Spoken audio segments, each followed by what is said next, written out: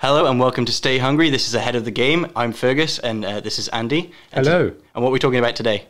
Oh, right. Oh, caught me off guard now. No, what we're going to talk about today is the importance of who you hang around with, because who you hang around with matters a lot. And that's in person, old school, or online as well. Who you hang around, your social networks, things like that. Oh, I was going to say, like, one of my first points is, like, not necessarily these days, not necessarily who you're talking to, especially during COVID.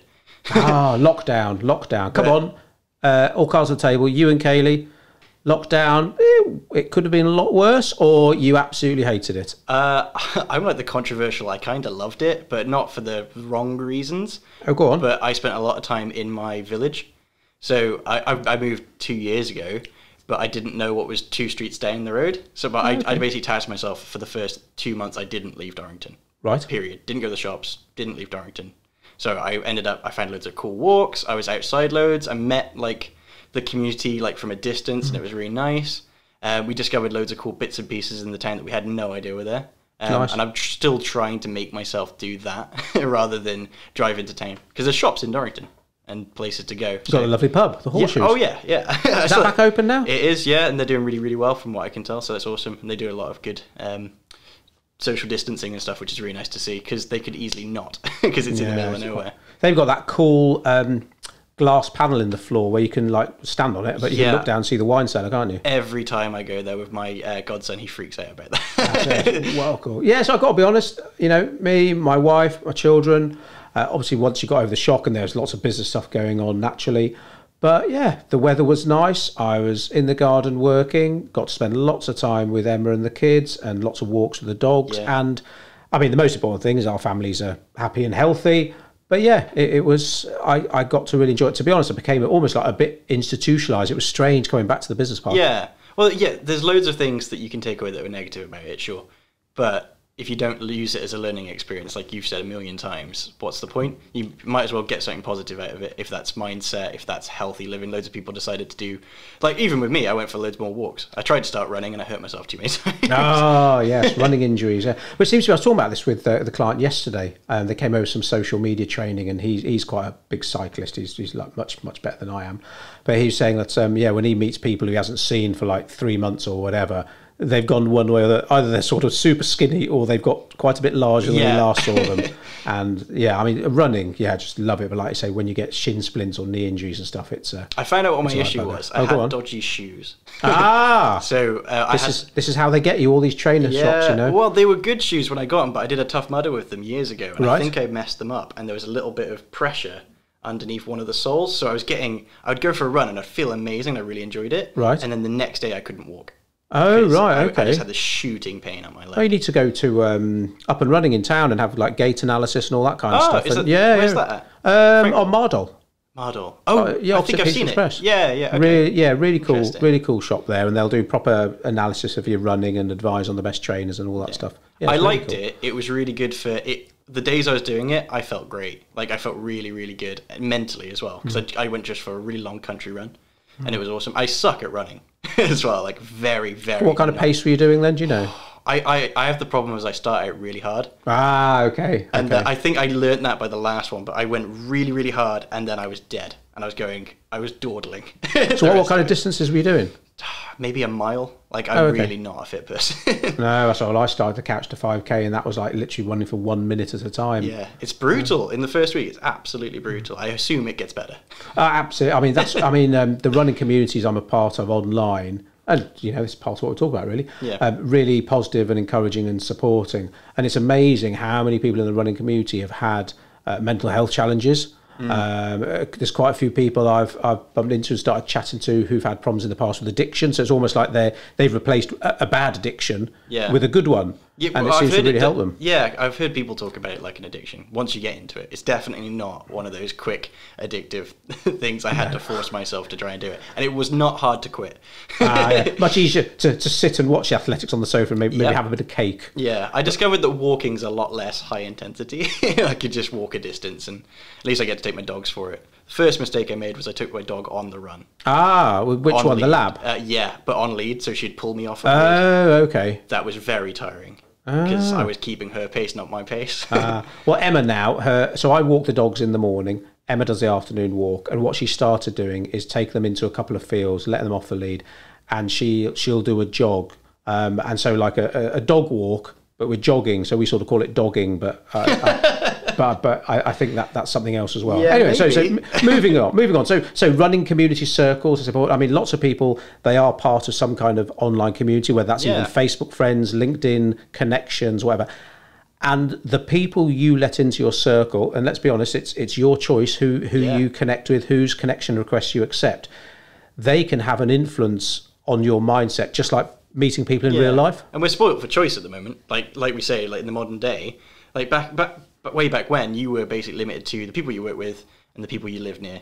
And that's it. But now you could be friends with, I mean, I've got friends in Canada, I've got friends in London, I've got friends in America, like all over the place that I regularly talk to, because I've decided that these people, like, I have more in common with them, and geography really doesn't weigh in too much because we're all internet-focused people anyway.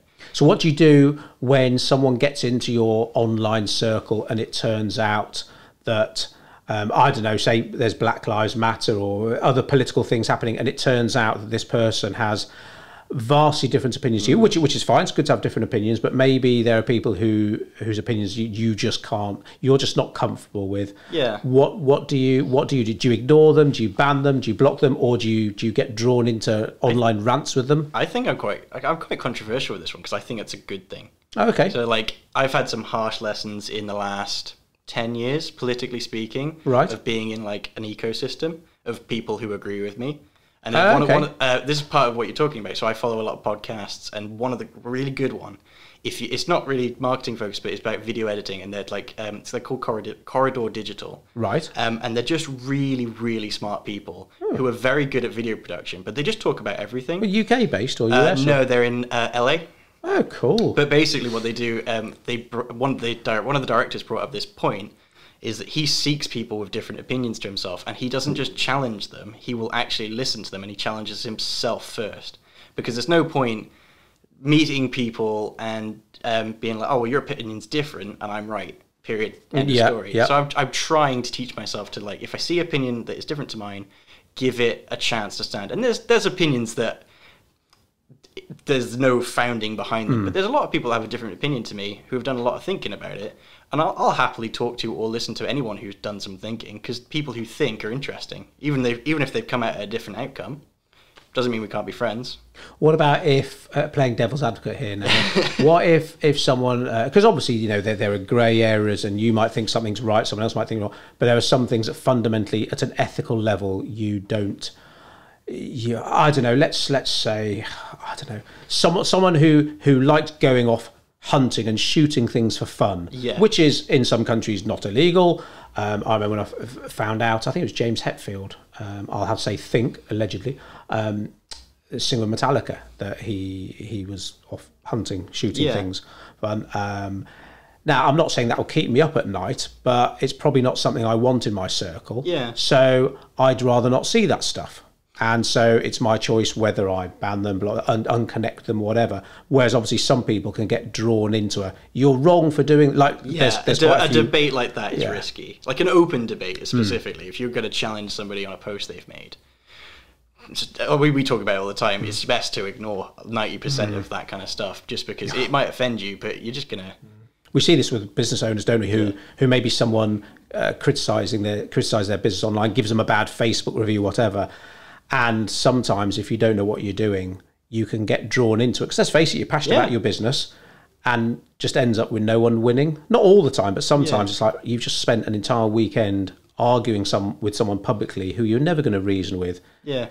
And that's probably time you could have spent with your children. Well, we talk about all the time that your business shouldn't be for everybody, and that can apply for your personality too. It should apply to your personality. There's loads of people on this planet, and to think that everybody would agree with you is kind of insane. It's remarkable. I think sometimes social media can give some people, I'm not going to use the word influence, but there's some people who say build up a following, or whatever platform, could even be LinkedIn. There's lots of sort of LinkedIn gurus, experts now. They get a big following behind them, and suddenly you notice their posts can start being a bit more controversial, and they're a bit more sort of trying to shove their opinions down people's throats, and always not a bit right on. That's the wrong phrase, but it's like some of the sort of LinkedIn influencers, is that one word? That's good. I'm using that. Like that. That we've recommended to a couple of guys at Codebreak, and they've started following them, and then now they're like, oh my god, who have you recommended this to follow? Because this person, from what I can make out, is just turned into a bit of an idiot that seems to be doing various posts and with to be honest, opinions that we collectively think are plain wrong, which is okay. But sometimes I think the power can go to your head online.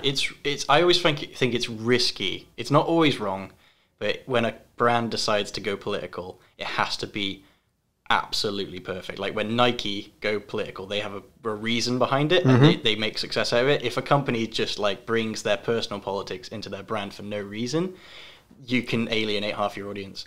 Yeah, which you don't want to do, because you might not like a customer, but they might want to buy from you, and if you're just costing yourself a sale for no reason, for no benefit. Whereas when Nike bring politics into their branding, it's to show that they're bold and brave, and they're going to they're going to support something that no one else is, and they actually had a reason behind it. And I mean I don't know the name of the person, the footballer with the kneeling. Oh yes, I was going to say Copernic or something. Yeah, I know. But that was honestly probably one of the most influential campaigns of the last 5-10 years. I think brands like that tend to get it right. There are some big brands that get it wrong, and on a much smaller level for local, small to medium-sized businesses who just are quite happy naively to hand over the responsibility of their own brand social media to Dave in accounts because Dave's got a few Instagram followers, seems to know what he's doing. It's a risky thing because they one bad tweets that get screenshotted, even if it was well-meaning but it was misinterpreted, whatever it might be, that could almost kill a business. Yeah, I mean, how much do you know about Dave? Well, yeah. Also, how much does Dave know about your brand voice? Because if you're going to do that, he needs to be the biggest, he needs to be an advocate for your brand to start with. Yep. He needs to know all of your guidelines. He needs to know what the right content to engage with and what the right content is to ignore. And engaging with rough comments. Has Dave got a short temper? Yeah. Is he going to reply to a comment at 8 p.m. when he's had a drink? And yeah, we've been doing this for years, and it's difficult. Like I say, on a Friday night, there's someone who's clearly had a few drinks, kicking off on social, and you have to deal with it sort of professionally, politely. But it's one of those things where sometimes you can see why people, even though this is our business, want to switch off social for a while. Like you talked about getting an analog phone, a flip phone, haven't you? Yeah. And it's I'm tempted to get one of those old Motorola Razors and just call and text. I found the dream phone. Oh, go on. So do you remember the Nokia 3310? It was like this classic. The little one? Yeah. They brought out one in 2019. Right. That does everything you could possibly need it to do. So it's got Snake. So that's basically everything covered. Cool. It does calling and texting. The only thing it doesn't have, and I would have bought it by now if it doesn't have GPS in it, and I hate the idea of me being the guy who went for a hike and took my Nokia with me, and then I get lost, and anyone else in that situation would have GPS, and I'm the guy who's got the phone that doesn't have GPS. Fair enough. Otherwise, I'd have it by now. I remember that phone. I think the battery life was about 3 years. You had to charge it once every 3 years. Yeah, Joel said I could have a phone call active for 31 hours and it would still have battery. Wow, that's amazing. Trying to explain something like that to my girls who literally walk around with a battery pack in one of their pockets because they're just always on their phones. Yeah, it's mad. I've got a battery pack in my bag, like a big battery bank. Have you? Yeah, because the one time your phone runs out of battery, and it is the most inconvenient time for it to happen. So I refuse to let that happen to myself again. Well, you're very sensible. You're very sensible. Yes. So let's talk old school then. So people who you actually meet. So I know people can't really business network at the moment, but we're talking family, friends. So I know as a business owner that mentally I need to be ahead of the game, as it were, which means being positive even during very challenging circumstances, and not rose-tinted glasses. You know, when lockdown hit, it was shit. Joel and I had some very frank, very tense, very long conversations, but it came down to the point of, right, are we going to have a great business to come back to? Absolutely. We've got people to look after. we've got families, we've got employees to look after. So we're going to do what it takes, and we're going to overcome it. So positivity is important to me.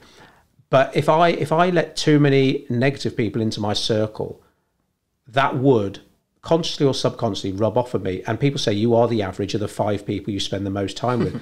So when it gets tricky is if it could be a close family member who is, say, the glass is half empty kind of person. And some tough choices can be made. Yeah. Well, if we're not even talking about maybe political views or ethical views or anything, if it's just attitude, like that stuff rubs off on you more than anything else. Like if you surround yourself by people who are just really positive and like that every day is a fresh day and like, look what I'm going to achieve today, no matter what day it is. I love people like that. It's so good to have some of those. Maybe you don't want all of your friends to be too like much. that. Yeah, can't be too much chirpiness. But maybe 3 of those and 2 negative people out of your 5. That's not bad. I could deal with that. Yeah.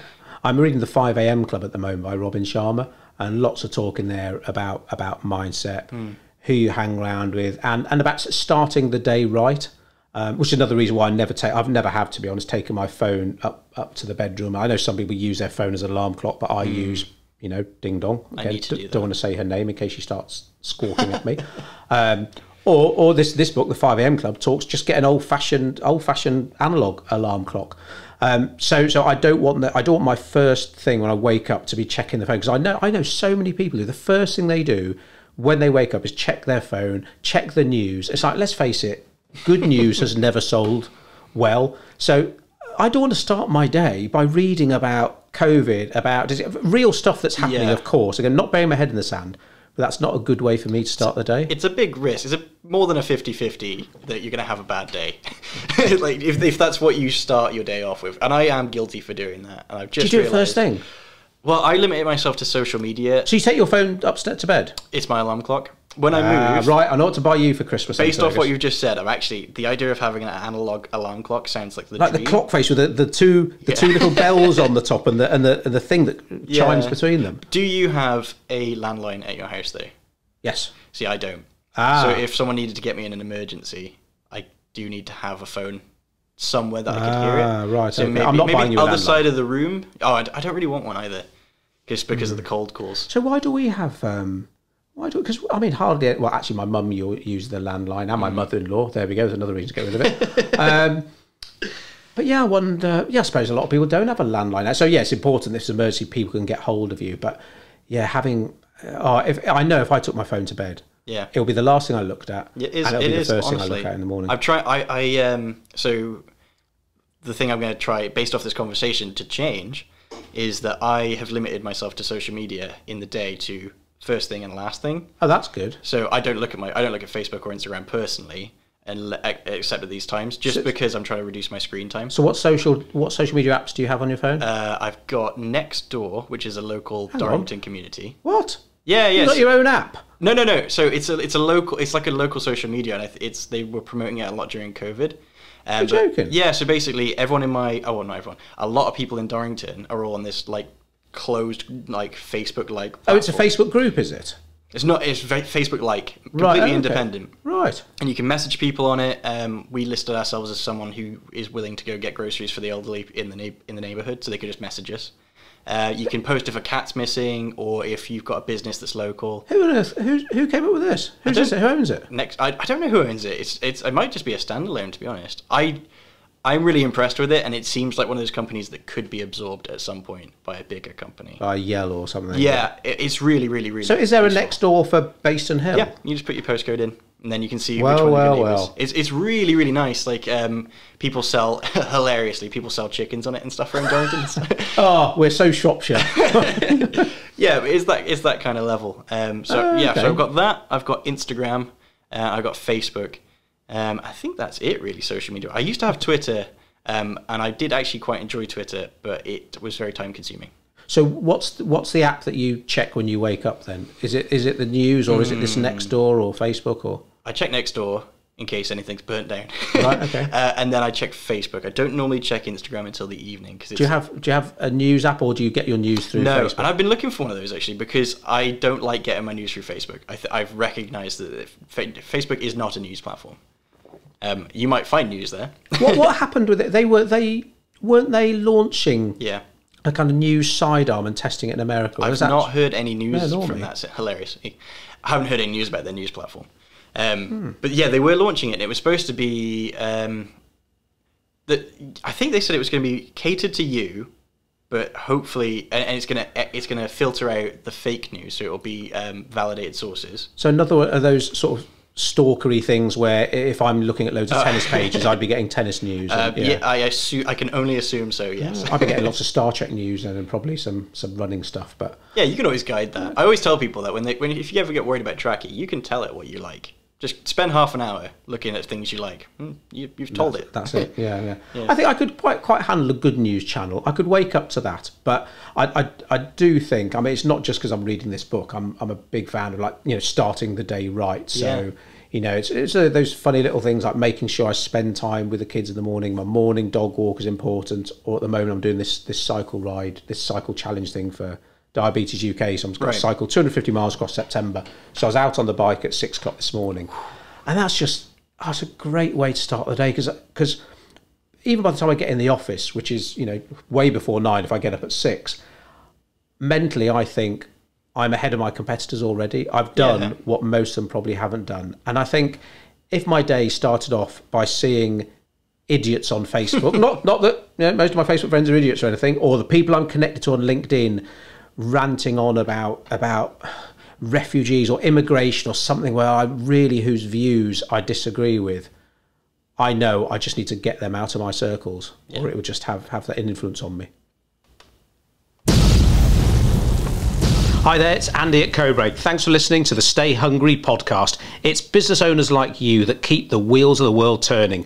Did you know that Codebreak offers a marketing consultancy service? Visit codebreak.co.uk today and book your discovery call with me or Joel, and let's skyrocket your business together. We can't wait to hear about your goals. God, you're a professional. I said to Joel the other day, I don't like that. I sound overly chirpy. I think you could do that if you weren't a marketing director. I think that's a legitimate career option for you. Oh, I don't know. You did that in one take, as far as I can remember. I like your one. You sound quite cool. No, I sound a bit like a children's TV presenter. It's not, but some people aspire to be that. I suppose so. Yeah. Getting back to the starting your day with something like cycling or exercising. That's also really different to what you do in the day. So you've just achieved something completely separate, and you're coming into the day ready. I'd love to do something like that. I start with my dog walk. So dog walks. I mean, so I'll use this fitness tracking app on my phone, and even when I go on the morning dog walk, I will set it to walk, and so I'll see that I'll do a 2-kilometre walk with the dogs, for example, down the bottom of the track and back. And it's like, wow, that's 160 calories. Yeah. And that's great. And I've done a decent amount of steps already. Whereas one of my friends who hasn't managed to escape London yet, during lockdown, he posted on Facebook saying, I think in 2 days, he'd achieved 227 steps. I was like, wow. It's like, holy shit, you're supposed to be doing 10,000 steps a day, Ian. Where is that? Is that between the bathroom? Literally to the toilet and back, I think. To the office? Yeah. It's like... Yeah, wow, right. Ian, you need to get a dog.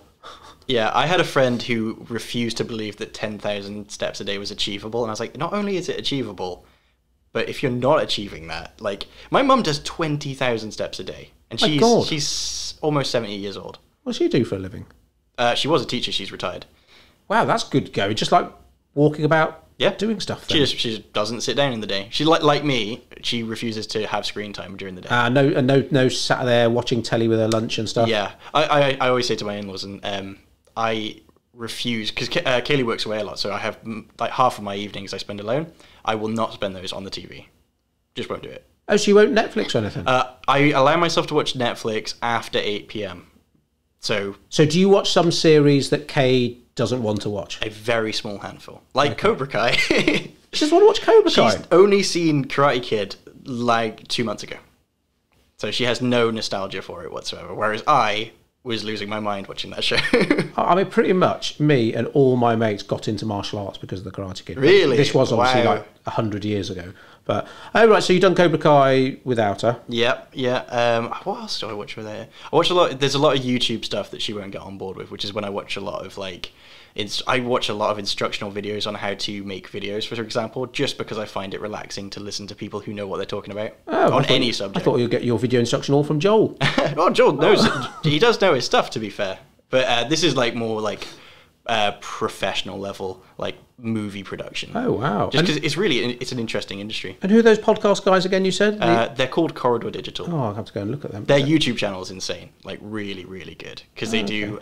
They'll make like YouTube videos, but they're production level quality. Wow. Just concept videos. Really interesting. So what else do you do then? If there's no screen time, say before 8 and K's not there, what do you read? Or look after the dogs, go for an hour walk, get outside. I read a lot, yeah. What are you reading at the moment? I am reading 3 books at the moment. Oh, go on. Classic self-destructive reader. I'm reading a book, a series by Aaron... Oh, I'm going to mess up his name. I get it right all the time as well. It's called Rivers of London.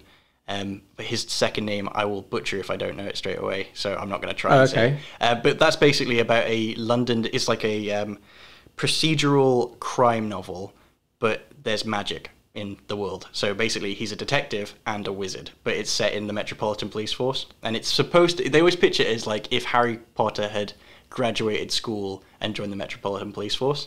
And it's like legitimately very nice to read. Is it set, what, in the current times? Yeah. Yeah. What then? Rivers of London? Yeah, Rivers of London. Oh, cool. Really good book franchise. And then I'm reading Nick Offerman's, it's not Every Tool's a Hammer. It's, Good Clean Fun, which is all about woodworking, because I do woodworking in my free time, which is another thing I take up my time with. Didn't know that either. I've only just started it, but I'm calling myself a woodworker now, because I've made a spice rack. I made an Oxo Cube holder at school, and my mum still got it. Craft, what do they call it? Craft design, CDT, craft design and technology.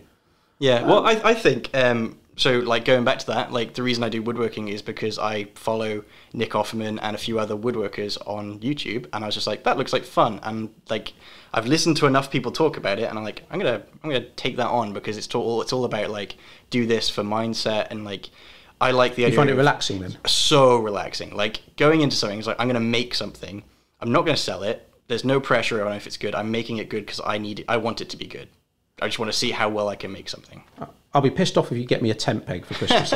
I was really playing with the idea of making my Secret Santa this year. Emma makes most Christmas presents for family. She makes her own soaps. That's awesome. Blinds, rugs, blankets, all that kind of stuff. But so have you got like a wood person shed then? So I've got a recording studio. Now. So like who are you? Right, I need to pay more attention to what my staff are up to. So me and my dad built a recording studio. Well, I know your dad's like into he's got his video production all the stuff. But, we've got basically in a hangar in in Monkmore. Right. We've got a section of that, and we basically built from like by hand, no contractors whatsoever. Really pretty good looking recording studio. I think you'd be impressed with what we actually Wow, okay. But inside there we've got like table saws, we've got hand saws, we've got pillar drills, everything like that. So I just started doing it there. So what, your dad's handy as well then? My dad is unbelievably handy. He's an artist, but he like everything he's ever used, like he does a lot of projecting. All of his rigs he's built himself. Built most of our house, to be honest. So that's great to have, when you move house, all the stuff he's doing. Oh yeah, and my father-in-law's also is a carpenter by trade, so like I've just got all this like. Oh yeah, because there's no one handy in our family, unfortunately. I felt ashamed at how not handy I was this year, so I've set myself the task to become know what I'm doing. That's fair. Yeah, because I mean we're having a fence pulled out at the moment. We're paying someone to do that. But missing out. Yeah, it's really hard. I find because there's some stuff I want to do, some stuff I feel I should be doing, but then there's also other stuff where I think, well, I could use that time to work on the marketing of the business, to grow the business, and sometimes it's a bit of a balancing act between them. If you're doing something because you don't want to do it, but it needs doing, you maybe get someone else to do it. But if you're doing something because there's a benefit to you, that's perfect. I'm all up for stuff that's relaxing. Because like Joel talks about like cooking, he cooks a lot with Hannah. And he says he finds that very relaxing because obviously, it can be pretty stressful running a business at times. And he finds that relaxing. I unfortunately find cooking boring, and I'm not very good at it. You're like me, actually. Yeah, I love the eating. Love the eating part of it, especially all the cycling and running I'm doing at the moment. I'm starving all the time, which is why I was so disappointed we had sandwiches in for lunch today. For some reason, I just assumed Emily was going to go down the pizza route again. I think we didn't because we thought you were vegan.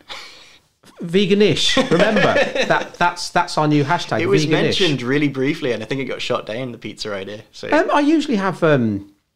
what's the veggie one that G orders? So from Pizza Hut. Yeah, so with a sweet corn, mushrooms, red onion on. So I suppose, yeah, it's got cheese in, so it's veganish, but it's still pretty good. Yeah. But no, my egg sandwich today was that. I honestly loved my sandwich today, so I have no regrets. No, it was good. And I think Emma's doing a corn curry tonight. Ooh, nice. So have you been 100% vegan this year then? Or not even close. So I'm still pescatarian. Right, pescatarian. Okay. But yeah, 100%. We had one. I say 100%. 98%. We had a slip up because of the branding of gluten-free nuggets, which I have a massive thorn in the side for, because apparently gluten-free's colours. So okay, good little test. If you go to a freezer section, and there's a bunch of boxes with meat in, and then there's a bunch of boxes that are orange and green, you assume those are veggie. Yes. But they're not. That's the branding colours for gluten-free as well. Oh, so Kaylee accidentally picked up these nuggets because she's just like, oh, this is green, they look nice, and I'm in a rush, which is also a testament to branding. Clever, good marketing. Yeah, exactly. And threw it in, and then we ate them, and we're like, bloody hell, these are good. Like these are so good. Who made these? And we're like, oh dear. Oh dear. So it wasn't the meat pies we got in for our social media training client yesterday then? No. I'm good at. I honestly don't miss it at all.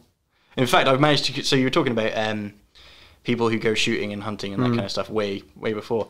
My father-in-law is from that world. Oh, okay. And this is a testament to who you hang around with, because he's never...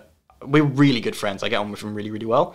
But I've never had a friend like him with that experience, because he was literally a gamekeeper his entire life. Oh, okay. And he's never had a friend like me. But we hang out, aside from Kaylee, all the time. He's veggie now. Oh, right, okay. From just talking with me and Kaylee. Like, wow. I went veggie. He took the piss out of me for like a week. Because he was like, oh, you won't be able to keep that up. And I told him, it's really not that hard. And then he was just... I didn't ask him to do it. He just... We went to a family meal and he's like, I'm going to eat veggie. And I asked him why, and he'd watched a documentary that had just tipped him. Oh, which one did he watch? He saw something, I think it might have just been on the news. It was like a stat about how many... It wasn't about the living conditions. It wasn't about anything. It was just like, this meat factory in Germany, this is the number of animals they go through in a day. And he heard that, and he loves animals, because obviously he has so many animals on his land that he looks after. He may have hunted, but it was always like in that instance. Right, okay. And he was like, that's too many. There's no way they can do that in a way that I would appreciate. So he's just like, and he has not eaten meat since then he made that decision. Wow. And I was just like really impressed. And I think that is that kind of what having somebody who's different to you brings in these ideas that you would never have considered until then. I think so. You got people like that who sound very, very measured and make an informed decision. You have got people, I think, who do want to. They're so insistent they're right, and they want to shove that opinion. Now, that could be a meat eater who's convinced that, soy production is that's the thing that's killing the earth, not meat production. But then you've also got some vegans, and to be honest, I'm 90% plant-based, but there are some vegans out there who, wow, they're like the scariest people ever. They're so vitriolic to, like, I know one was there was a nature guy, not Ben Fogle. Someone like that who did the veganery thing. He got crucified by some vegans. I mean, one of them simply because he had a dog, and obviously dog ownership. Some strict vegans think, well, that's ownership of an animal and exploitation, and that shouldn't be done. Only if you think of it like that. And it's like yeah, wow. It's like my dogs look very happy. I've got to be honest. They know they're onto a good thing, but it's who you choose to hang around with, isn't it? I think, there's two things I want to address. One, yes, you can own a dog and it be a ownership relationship. I reckon most of the dog owners I've ever met, like me, I appreciate those dogs being around. Like, I have like time where there's no one else in my house. They're the part of the family. And I think that's a two-way relationship. It's not an ownership. Would lockdown have felt different for you if you didn't have the dogs? Oh, so bad. I wouldn't have been out as much. I wouldn't have had the company. I talk to my dogs all the time, so I wouldn't have had half as much. It's lovely when someone doesn't answer you back. Yeah, exactly. Well, I've got a young dog, so she tries. But yeah, no, it would. They add a lot of value to your life, and I know there's people who don't have that respect for the animals, but as a vegetarian, I love having that connection. And the other thing. I think there's extremes at both sides. So you're always gonna find extreme vegans and extreme meat eaters. But I think half the reason they're extreme is because they don't manage their circles, like we were saying. Like, if you want to sit in the middle and probably be as close to the right point as you can be, you have to hear both sides and realize that life isn't black or white, and there's reasons why the world isn't vegan right now. But equally, there's reasons why people eat meat. There is reasons why some people can eat vegan, and people do it for different reasons. Just actually like making the group that you engage with, like actually, what do you call it? What do painters do? What do galleries do? They get a collection. Oh, well, you're basically choosing who's in there. You're not just attaching everybody that you ever meet into your group and being like, this is a good representation of the people I want to be around. Yeah, and it, I mean, we mentioned this word before quite a few times, but choice. It is your choice and responsibility. Like I remember, I was in a bad mood, been a bad day anyway, and I got this shirty email at 7 o'clock on a Friday, and why are you sending me this email? And the guy said, well, is it my fault for emailing you on Friday night, or your fault for having your email open? Yeah. And he was right, and it was my responsibility and my choice to have my email open, to read that email on a Friday night, where, to be honest, I should have been sat with my wife and kids. And it's the same thing, like, if there's someone whose consistent views I don't agree with, well, I don't want to get in a debate with them. It depresses me to hear that their right-wing views, whatever it might be, and they sound desperately unhappy underneath it all. Yeah. I'd just rather get them out of my circle. And sometimes, if it is a friend or maybe even a family member, you just sort of unfollow them. So you're still sort of connected. They can't see that you're not friends with them anymore, whatever it might be, but you're not exposed to their stuff. Don't get me wrong, there is definitely stuff that I block people for. So I said, like, have a healthy mix, but there are things like ethics, racism, things that, like, I will have a discussion with you about politics. I'll have a discussion with you about, like, green energy and veganism. I will not have a discussion with you about race, ethics of living, poverty, that kind of stuff. Like, those are, like, if you don't align with me on those few things, then we'll never agree, because I'm not flexible, and I know you're not flexible. So there's a few things. Yeah, no, that's good. It's definitely some.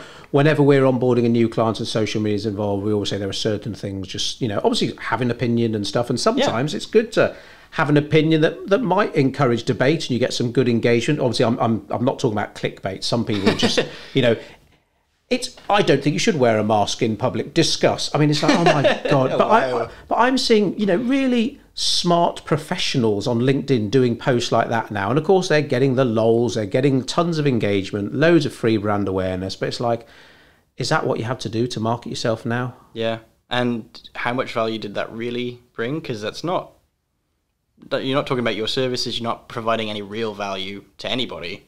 It's just like an angry discussion. I know. and you're just getting two polarized groups of people to hash it out, and you just happen to be the medium in which they're doing it. But you see that like 980 people have commented, and it's like, oh my goodness. I'm trying to think if we've ever done a sort of...